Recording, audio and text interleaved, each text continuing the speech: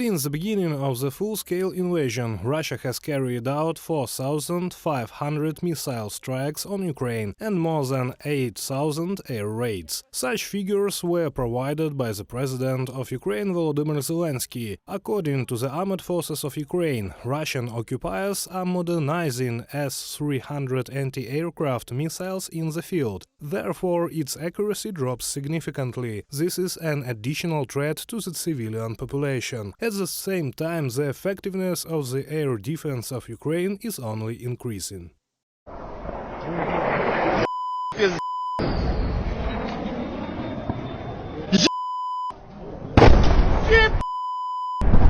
Ukraine has destroyed more than 300 Iranian Shahed 136 kamikaze drones launched by Russia, the Command of the Air Force of the Armed Forces of Ukraine reported. Stocks, at least for the first deliveries from Iran, are running out. To date, it is not known exactly how many Shahed 136 drones Russia received. The figure was voiced by the leadership of the state that Russia ordered 2,400 of them, but it is not known whether they have so many, and it is not known whether they are able to produce them in the quantity that Russia wants. Therefore, it is likely that they have reduced the intensity of attacks by Iranian drones. Washington will provide Ukraine with several new air defense systems. It is about 2 NASAMS anti-aircraft missile systems. They will protect Ukrainian cities from Russian aircraft, missiles and kamikaze drones. Experts suggest that even one such complex is enough to close the sky, for example, over Kharkiv. After all, one launcher consists of 3 platoons, 6 missiles each, 3 combat vehicles, radar installation and much more. Work with NASAMS has not yet begun. Training of specialists run in parallel. When it comes into service, it is clear that it will not be widely disclosed, but we will report on the first combat results. In addition, Germany previously promised 4 additional Iris-T air defense systems to Ukraine. This was stated by German President Frank-Walter Steinmeier.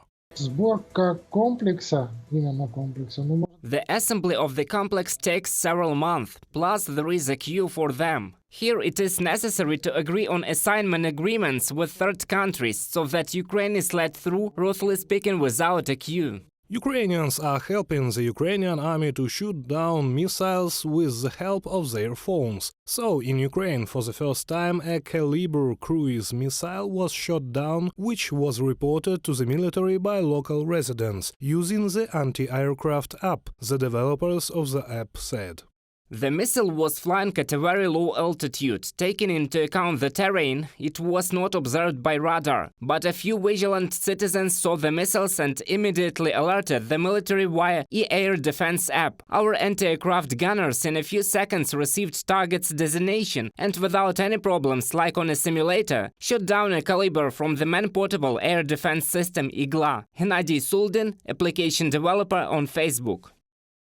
Kyiv energy facilities are already protected by new air defense systems, said the mayor of the capital Vitaly Klitschko. But security in the first place is the merit of the skills of the Ukrainian army, NATO emphasized.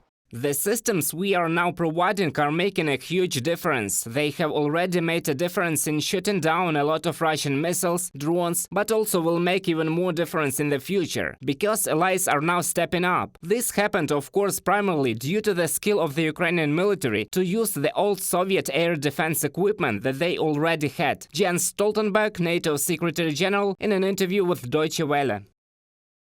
Also, in the future, Ukraine can be supplied with NATO Patriot systems. Kyiv, in the foreseeable future, may receive F-16 and F-15 fighter jets. But according to the Minister of Defense of Ukraine, Oleksiy Reznikov, this will become possible only after the first such aircraft is handed over to the United States. Reuters reports that Washington is considering the possibility of supplying the old Hawk air defense systems. The White House did not comment on this information. Reported by Serhiy Kulas, Yulia Bezborodko, UATV News.